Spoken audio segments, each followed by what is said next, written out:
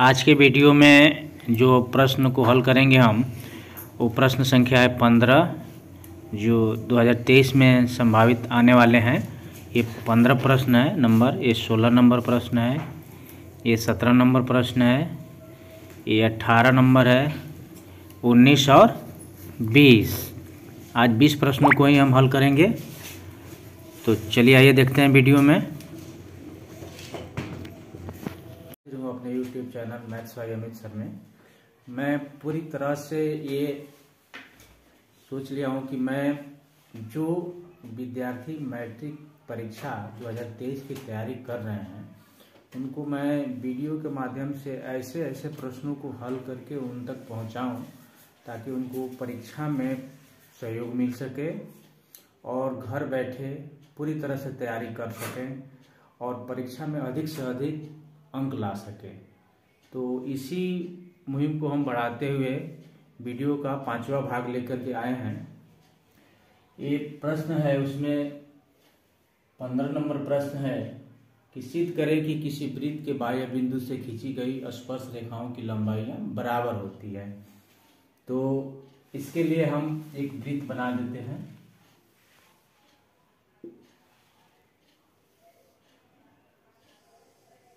ये दो स्पर्श रेखा हो गया, ये P हो गया, ये Q हो गया और ये R हो गया।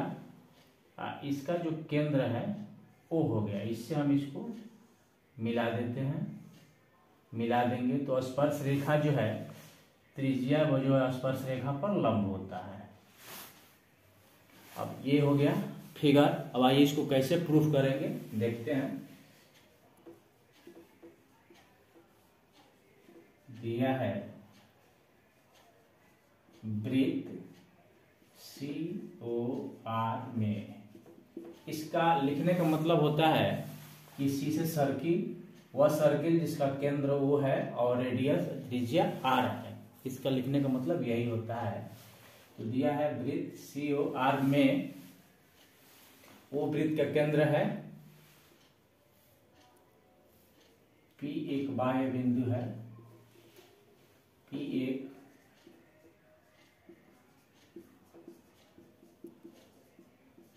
बाह्य बिंदु है तथा PQ और PR स्पर्श रेखाएं हैं।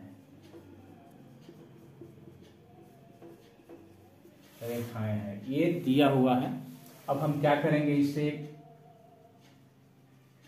एक ब्रोकन लाइन मिला देंगे, एक टूटी हुई लकीर से हम O से P को जोड़ देते हैं। तो इसको लिख देंगे, सिद्ध करना है हमको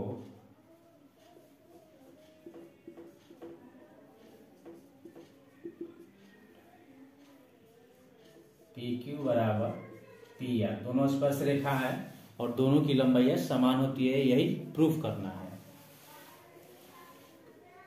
और रचना में हमने क्या किया, O से P को मिला दिया, यही हमने काम किया है, मिला दिया है। तो दो त्रिभुज बन गए, दोनों समकोण त्रिभुज है OPQ OPR।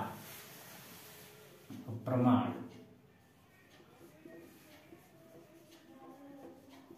प्रमाण में हम आते हैं कि समकोण त्रिभुज OPQ तथा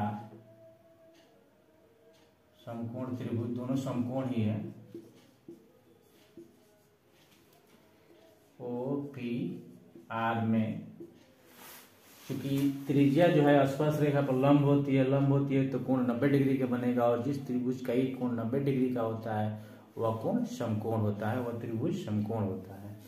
तो दोनों समकोण त्रिभुज है, तो इससे हम मिलाएंगे चूंकि OP बराबर OP। यह जो OP भुजा है इस त्रिभुज में भी शामिल है, इस त्रिभुज में भी शामिल, दोनों एक में है, तो इसको उभयनिष्ठ करेंगे। उभयनिष्ठ का मतलब होता है जो दोनों में शामिल हो। और OQ बराबर OR, चूंकि वृत्त की त्रिज्या जो है एक दूसरे के बराबर होती है। एक वृत्त में कितना ही त्रिज्या खींची जाए तो एक दूसरे के बराबर होगी।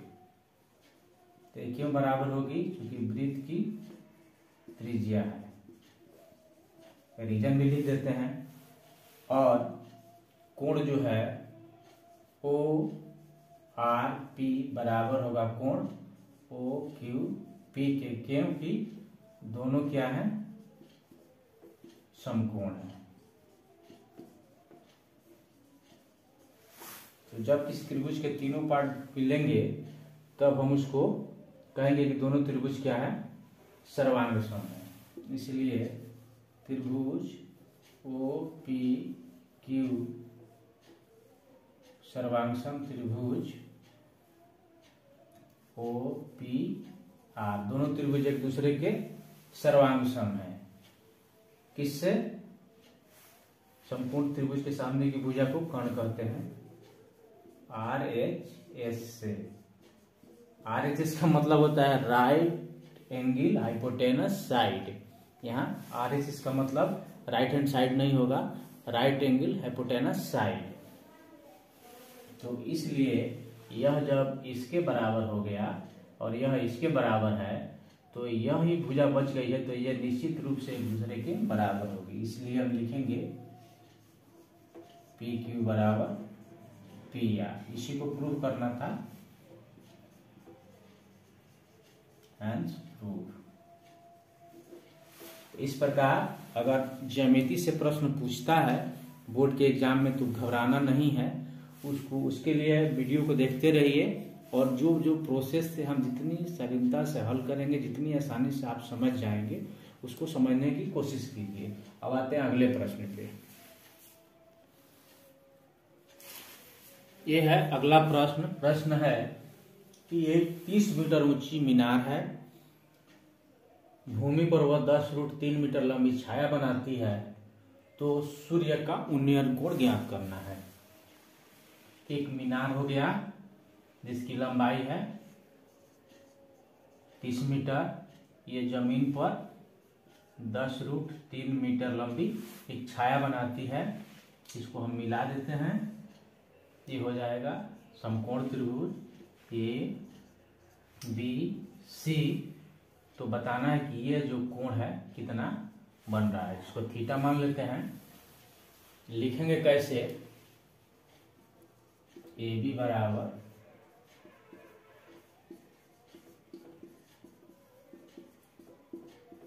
बराबर लिख देंगे मीनार की ऊंचाई दिया है 30 मीटर, BC बराबर छाया की लंबाई, ये भी दिया हुआ है 10√3 मीटर।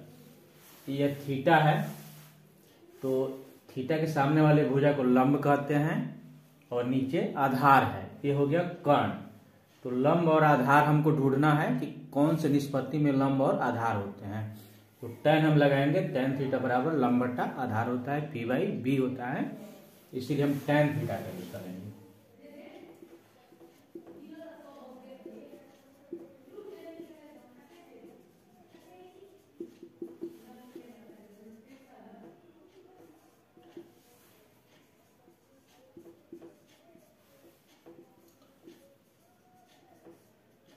tan थीटा बराबर हो जाएगा AB बट्टा BC, लंब बट्टा आधार। अब इसका मान भर देते हैं।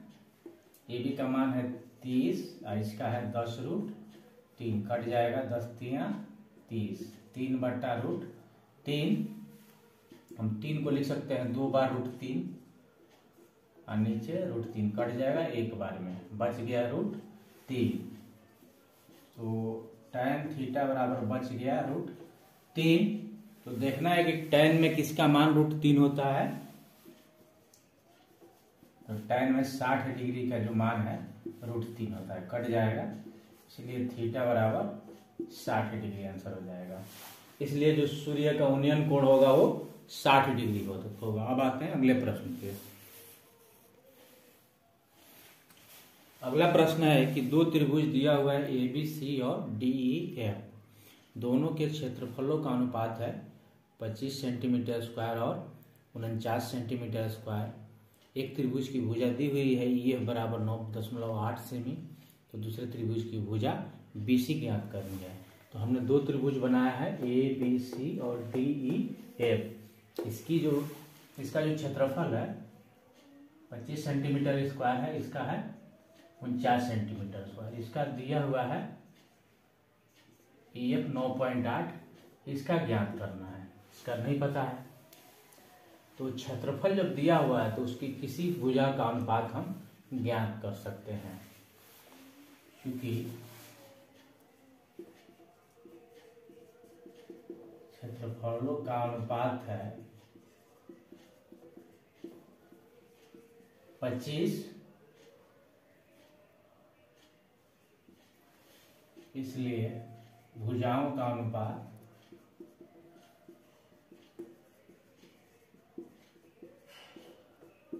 रूट में लिख देंगे 25/49 यानी कि 5/7। भुजाओं का अनुपात हो गया 5/7, इसलिए हम लिखेंगे कि 5/7 बराबर BC/EF। चूंकि हम पहले त्रिभुज ABC का क्षेत्रफल 25 लिखे हैं पहले त्रिभुज का, इसलिए हम BC लिए हैं। और दूसरा त्रिभुज है DEF, इसका क्षेत्रफल का जब निकाले हैं तो भुजा का अनुपात 7 है, तो इसलिए हम इस त्रिभुज का भुजा लिए हैं।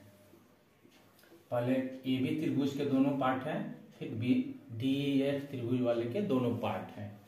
तो 5/7, BC नहीं पता है, EF है 9.8, हम क्रॉस मल्टीप्लाई कर देंगे 7 BC 9.8 गुणे 5, इसलिए BC बराबर 9.8 गुणे 5/7, 14×7 = 98 और 14×5 = 70, तो 7.0 होगा। तो इसलिए BC का मान है 7 सेंटीमीटर। अब आते हैं अगले प्रश्न पे। प्रश्न है कि किसी वृत्त के केंद्र से 5 सेंटीमीटर दूर स्थित A बिंदु से खींची गई स्पर्श रेखा की लंबाई 4 सेंटीमीटर है। एक वृत्त हो गया, इसके केंद्र से 5 सेंटीमीटर की दूर स्थित एक बिंदु से यहाँ पे एक स्पर्श रेखा खींची गई है। ये है 5 सेंटीमीटर, ये है 4 सेंटीमीटर। तो वृत्त की त्रिज्या जो है ज्ञात करना है। ये बिंदु है, यहाँ 90 डिग्री का कोण हो गया और ये हो गया O, यानी कि 90 डिग्री के सामने वाले भुजा को कर्ण कहेंगे। ये है, इसको लंब मान लेते हैं आधार और हम निकाल देते हैं OB। स्पष्ट है फिगर से, तो हम निकालेंगे त्रिज्या OB बराबर √OA² - AB²। तो 5 का स्क्वायर माइनस 4 का स्क्वायर, 25 - 16 9, यानी कि 3 सेंटीमीटर। इसलिए वृत्त की त्रिज्या हो गया 3 सेंटीमीटर। अब आते हैं अगले प्रश्न पे। प्रश्न है कि एक वृत्त का क्षेत्रफल ज्ञात करें जिसकी परिधि 66 सेंटीमीटर है। तो हमको पता है कि वृत्त का क्षेत्रफल होता है πr²।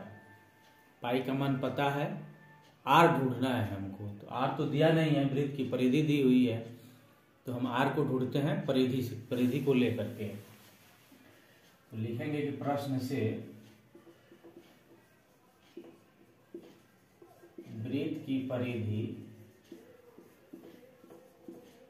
66 सेंटीमीटर। तो वृत्त की परिधि कितना होता है 2πr बराबर 66। पाई का मान भर देते हैं 22/7 गुणे r बराबर 66, इसलिए r बराबर 66। 7 आ जाएगा गुणा में, नीचे बच जाएगा 2 गुणे 22, 22 × 66, 7 × 21/2। 21/2 क्या हो गया वृत्त की त्रिज्या। अब हम निकालेंगे वृत्त का क्षेत्रफल, इसलिए वृत्त का क्षेत्रफल होता है πr²। पाई का मान 22/7 7 आर स्क्वायर, यानी इसको 2 बार लिखेंगे, स्क्वायर में 2 बार लिखेंगे। 7 तिया 21, 11। अब गुणा कर देंगे तो 21 तिया 63, और 63 में हम 11 से गुणा करेंगे 693/2। अब इसको हम पूर्णांक में बदल देते हैं। 2 तिया 6, 2 चौका 8, 2 छक 12, 1/2 cm²। आंसर हो जाएगा। इसको चाहे तो आप दशमलव में भी लिख सकते हैं, तो यहाँ 0.5 लिखेंगे। अगर दशमलव में लिखना हो तो यहाँ पे 0.5 cm²। आंसर लिख देंगे। अब आते हैं आज के वीडियो का अंतिम प्रश्न, 20वें प्रश्न पे। ये है आज का अंतिम प्रश्न। प्रश्न है, एक अर्धवृत्ताकार चांद का परिमाप 72 सेंटीमीटर है। ये है अर्धवृत्ताकार चांद, तो इसका परिमाप है 72 सेंटीमीटर। तो अर्धवृत्त का परिमाप कितना होता है, इसको लिखेंगे पहले। अर्धवृत्त का परिमाप यानी कि परिधि दी हुई है 72 सेंटीमीटर, ये दिया हुआ है, लेकिन सूत्र से कितना होता है, πr + 2r बराबर 72। इसमें कॉमन है r, तो पाई + 2 बचेगा। पाई का मान होता है 22/7 + 2। r बराबर, जब इसको हम जोड़ दे 7 दूना 14, 14 जोड़ेंगे, जोड़िए देते हैं 22 + 14/7, 4 2 6 2 1 3, 36/7 बराबर 72। इसलिए r बराबर 72 × 7/36 कट जाएगा। 36 दूना 72, 7 दूना 14। 14 सेंटीमीटर क्या निकला, त्रिज्या। लेकिन प्रश्न में पूछ रहा है कि व्यास ज्ञात करना है, डायमीटर। तो रेडियस हमको पता हो गया, इसलिए व्यास 2r, 2 गुणे त्रिज्या, तो 2 गुणे 14 बराबर 28 सेंटीमीटर। स्क्वायर नहीं रहेगा। इस प्रकार जो वृत्त का व्यास हो गया 28 सेंटीमीटर हो गया। तो यदि आपको अच्छे नंबरों से पास करना है तो मैं ढूंढ करके बिहार बोर्ड में पूछे जाने वाले 2023 में पूछे जाने वाले प्रश्नों को मैं ढूंढ करके और आप लोगों के लिए बड़ी मेहनत से वीडियो बनाकर डाल रहा हूँ, ताकि आप लोग घर बैठे तैयारी कर सके और बिहार बोर्ड के परीक्षा वाले पैटर्न को जान सके। तो आप लोग देखते रहिए वीडियो को। आज के लिए धन्यवाद।